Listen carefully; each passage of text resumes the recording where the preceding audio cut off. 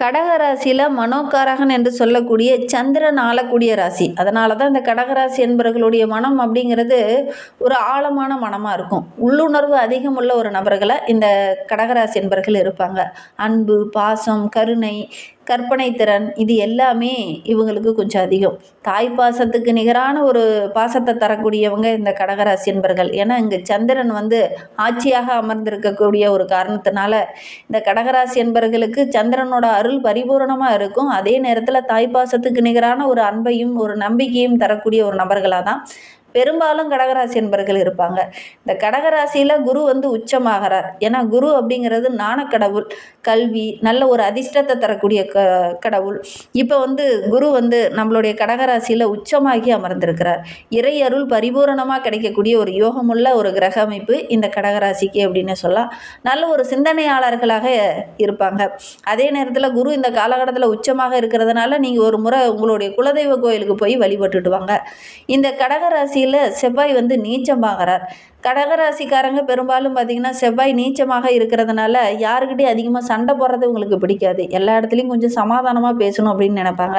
சில நேரம் கொஞ்சம் உணர்ச்சி வசப்படுவாங்க. முடிவுகள் சூழ்நிலைக்கு தகுந்த மாதிரி கொஞ்சம் மாறும். இருந்தாலும் ரொம்ப பொறுமையான ஒரு நபர்கள் தான் இந்த கடகராசி என்பர்கள் அப்படின்னு சொல்லலாம்.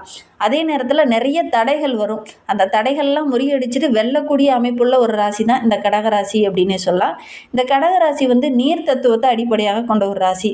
அதே நேரத்தில் நீர் எப்படி உயிர்களுக்கெல்லாம் ஒரு வாழ்வளிக்குதோ அது மாதிரி தான் இந்த கடகராசி என்பவர்கள் எல்லாருக்கும் நல்ல ஒரு அன்பு, பாசம், ஒரு அமைதி எல்லா இடத்துலையும் அதெல்லாம் காமிச்சு அவங்களுக்கு ஒரு வழிகாட்டியாக இருக்கக்கூடிய ஒரு நபர்கள் தான் இந்த கடகராசி என்பவர்கள். தன்னுடைய குடும்பம், தன்னுடைய குழந்தைகள் அதை எல்லாத்தையும் யோசிப்பாங்க. அதே நேரத்தில் தன்னுடைய குடும்பத்தை அவ்வளோ நேசிப்பாங்க. இவங்களுக்கு நிகராக யாரையுமே அந்த மாதிரி நேசிக்க முடியாது. அந்த அளவுக்கு நேசிக்கக்கூடிய ஒரு நபர்களாக இந்த கடகராசி என்பவர்கள் இருப்பாங்க. இவங்ககிட்ட பழகிறது அப்படிங்கிறது கொஞ்சம் கடினம் தான். ஆனால் பழகிட்டோம் அப்படின்னா அவங்கள விட்டு பிரியறதுக்கு மனசே வராது. அந்த அளவுக்கு நல்ல ஒரு பாசமுள்ள நபர்களாக இந்த கடகராசி என்பவர்கள் இருப்பாங்க அப்படின்னே சொல்லலாம். இதுதான் இவங்களுடைய மிகப்பெரிய ப்ளஸ் பலம் அப்படின்னே சொல்லலாம். இவங்களுடைய பலவீனமாகவும் ஒரு சில இடத்துல இது அமையும் அப்படின்னே சொல்லலாம். ஏன் அப்படின்னா எல்லாரையும் முழுசாக நம்பிடுவாங்க. அவங்களுக்காக எல்லா விஷயத்தையும் செய்வாங்க. ஒரு சில இடத்துல கொஞ்சம் ஏமாற்றங்களை இந்த கடகராசி என்பவர்கள் சந்திப்பாங்க அப்படின்னே சொல்லலாம். இந்த கடகராசிக்கு ஏற்ற நட்பு ராசியாக எந்தெந்த ராசியெல்லாம் அமையும் அப்படின்னு பார்த்தீங்கன்னா, மீன ராசி என்பர்கள் இந்த கடகராசிக்கு நல்ல நட்பு ராசியாக அமையும். ஏன்னா அதுவும் நீர் தத்துவத்தை அடிப்படையாக கொண்ட ராசி. விருச்சக ராசியும் இவங்களுக்கு நல்ல ஒரு நட்பு ராசியாக அமையும். ஏன்னா விருச்சக ராசியும் நீர் தத்துவத்தை அடிப்படையாக கொண்ட ஒரு ராசி. அதனால் இவங்களுக்குள்ள நல்ல ஒரு நட்பு உணர்வு இருக்கும் அப்படின்னே சொல்லலாம். பெரும்பாலும் இந்த கடகராசி என்பர்கள் என்ன முடிவு எடுக்கிறாங்களோ அதே மாதிரி இந்த மீனராசி என்பர்களும் விருச்சக ராசி என்பர்களும் முடிவு எடுப்பாங்க. அதனால தான் இவங்களுக்குள்ள நல்ல ஒரு பாண்டிங் இருக்கும், நல்ல ஒரு ஒற்றுமை இருக்கும் அப்படின்னே சொல்லலாம்.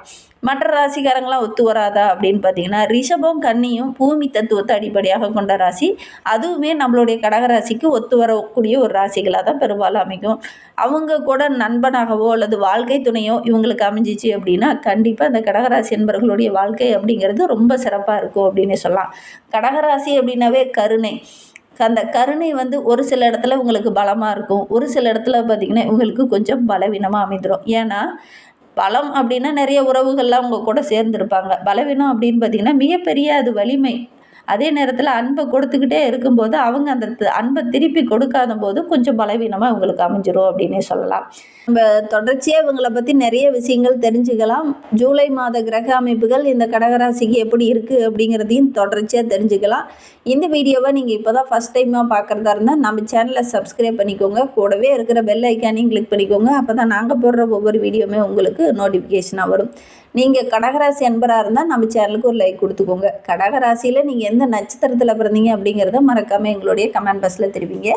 உங்களுக்கு ஜோதிட ரீதியாக ஏதாவது சந்தேகம் இருக்குது, ஜோதிடர்கிட்ட ஏதாவது ஆலோசனை வேணும் அப்படின்னா டிஸ்கிரிப்ஷனில் ஜோதிடரோட வாட்ஸ்அப் நம்பர் கொடுக்கப்பட்டிருக்கு. அந்த நம்பருக்கு கால் பண்ணி முன்பதிவு செஞ்சுக்கோங்க. உங்களுடைய சந்தேகங்களுக்கு நல்ல ஒரு தீர்வு கிடைக்கும்.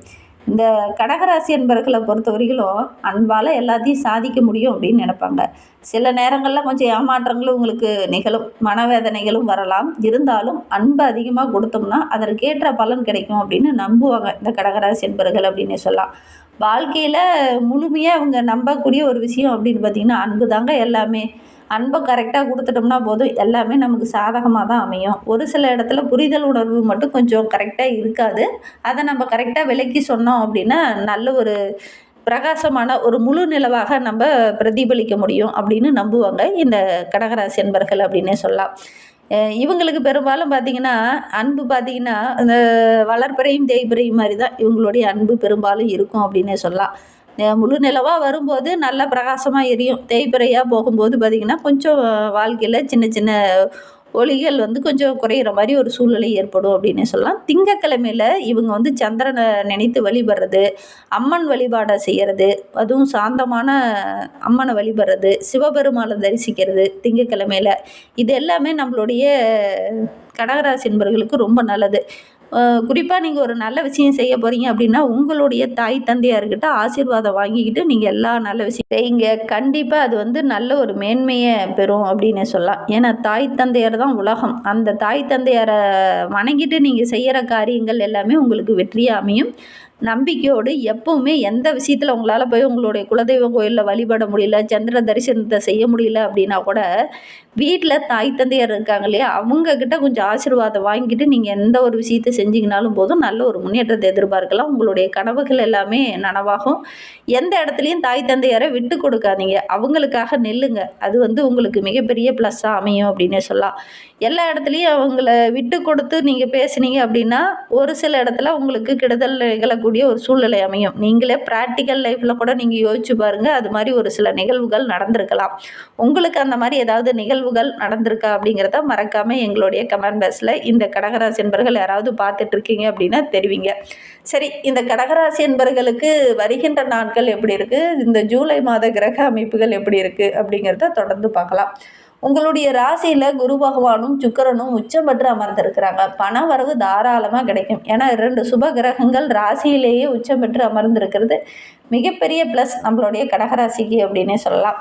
தனவாக்கு குடும்பஸ்தானத்துல கேது, ரணருண ரோகஸ்தானத்துல சந்திரன், அஷ்டமஸ்தானத்துல ராகு, பாக்கியஸ்தானத்துல சனி பகவான், லாபஸ்தானத்துல செவ்வாய், அயனசைன போகஸ்தானத்துல சூரியனும் புதனும். இந்த மாதிரி கிரக அமைப்புகள் வருகின்ற நாட்களில் நம்மளுடைய கடகராசி என்பர்களுக்கு இருக்குது. இதனால் என்னென்ன நற்பலன்கள்லாம் கிடைக்க போகுது அப்படிங்கிறத தொடர்ச்சியாக பார்க்கலாம் வாங்க.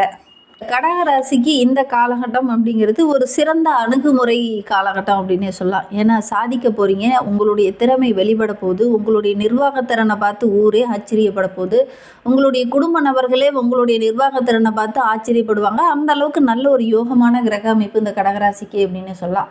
எந்த விஷயத்துலையுமே நீங்கள் முடிவு எடுக்கிறதெல்லாம் கொஞ்சம் தாமதப்படுவீங்க. ஆனால் இந்த காலகட்டத்தை பொறுத்த வரைக்கும் முடிவுகளை டக்கு டக்குன்னு எடுப்பீங்க. அது வந்து அடுத்தடுத்த விஷயங்களுக்கு ஒரு பக்கபலமாகவும் நல்ல ஒரு மோட்டிவேட்டாகவும் இந்த காலகட்டத்தில் இருக்கும் அப்படின்னே சொல்லலாம். இந்த காலகட்டத்தில் நீங்கள் ஒரே ஒரு விஷயத்தில் மட்டும் கொஞ்சம் கவனமாக இருந்துக்கணும். என்னென்னா அடுத்தவங்களுடைய பிரச்சனையில் தலையிடுறத மட்டும் கொஞ்சம் குறைச்சிக்கோங்க. இல்லை நீங்களே தலையிடலை வேணாம் அப்படின்னு ஒதுங்கியிருந்தீங்கன்னா கூட ஒரு சில நபர்கள்லாம் வந்து வம்படியாக உங்ககிட்ட வந்து இந்த பிரச்சனையை எப்படியாவது சரி பண்ணி கொடு அப்படின்னு வந்து நிற்பாங்க. அதனால் இந்த காலகட்டத்தில் அடுத்தவங்களுடைய பிரச்சனையில் கொஞ்சம் தலையிடாதீங்க. மற்றபடி உங்களுடைய வியாபாரம், தொழில், உங்களுடைய குடும்ப நபர்களுடைய முன்னேற்றம் இதெல்லாம் மைண்டில் வச்சுட்டு நீங்கள் ஒவ்வொரு முடிவும் எடுங்க பாருங்கள். நல்ல ஒரு மேன்மையை எதிர்பார்க்கலாம் வருகின்ற நாட்கள் இந்த கடகராசி என்பர்கள் அப்படின்னு சொல்லலாம். பணவரத்து அப்படிங்கிறது இந்த காலகட்டத்தில் எதிர்பார்த்ததை விட கொஞ்சம் அதிகமாகவே கிடைக்கக்கூடிய யோகம் இருக்குது. ஒரு சிலருக்கெல்லாம் பூர்வீக சொத்துல சின்ன சின்ன பிரச்சனைகள், சின்ன சின்ன வில்லங்கங்கள்லாம் இருந்தது இல்லையா? அதெல்லாம் வருகின்ற நாட்களில் ஒவ்வொன்றா சரியாக போகுது. தொழிலில், வியாபாரத்தில் ஒரு சில எதிரிகளுடைய தொல்லை, ஒரு சில குறுக்கீடுகள்லாம் இருந்தது இல்லையா? அதெல்லாம் இந்த காலகட்டத்தில் ஒவ்வொன்றா விலக ஆரம்பிக்கும். வியாபாரத்தில் இருந்த அந்த பிரச்சனைகள் ஒவ்வொன்றாக சரியாகும். அதே நேரத்தில் ஒவ்வொரு விஷயத்தையும் நீங்கள் கையாளும் போது கொஞ்சம் கவனமாக கையாளணும். பாக்கியெல்லாம் வசூல் பண்ணும்போது கொஞ்சம் கவனமாக கையாளணும்.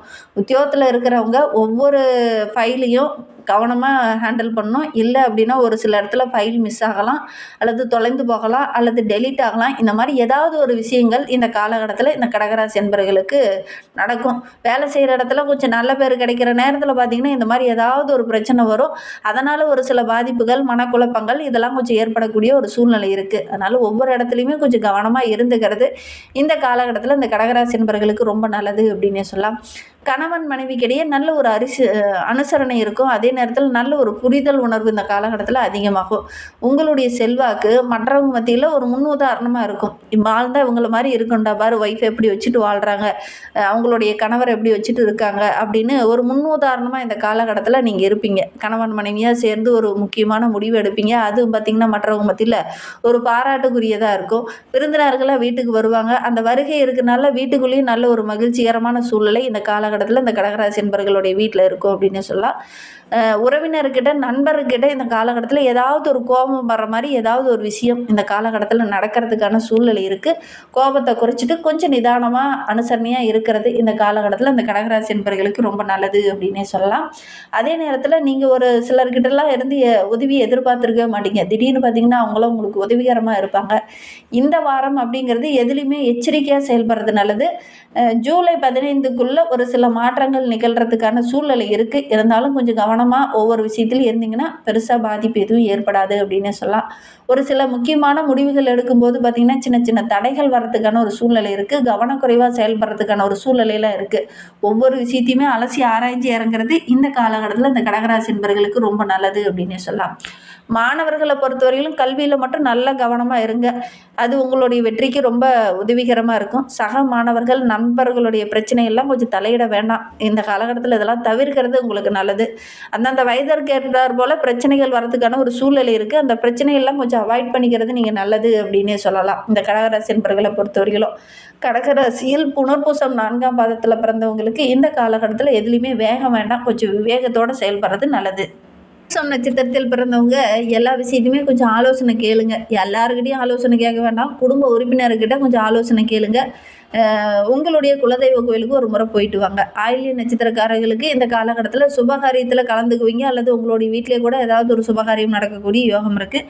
இழுபறியாக இருந்த வேலையெல்லாம் டக்கு டக்குன்னு இந்த காலகட்டத்தில் நடக்கும். வேலை செய்கிற இடத்துல கொஞ்சம் கவனமாக இருந்துக்கோங்க. வீண் விமர்சனங்களுக்கு உள்ளாகிறதுக்கான ஒரு சூழ்நிலையெல்லாம் இருக்குது. கொஞ்சம் கவனமாக இருந்தீங்கன்னா பெருசாக பாதிப்பு எதுவும் ஏற்படாது.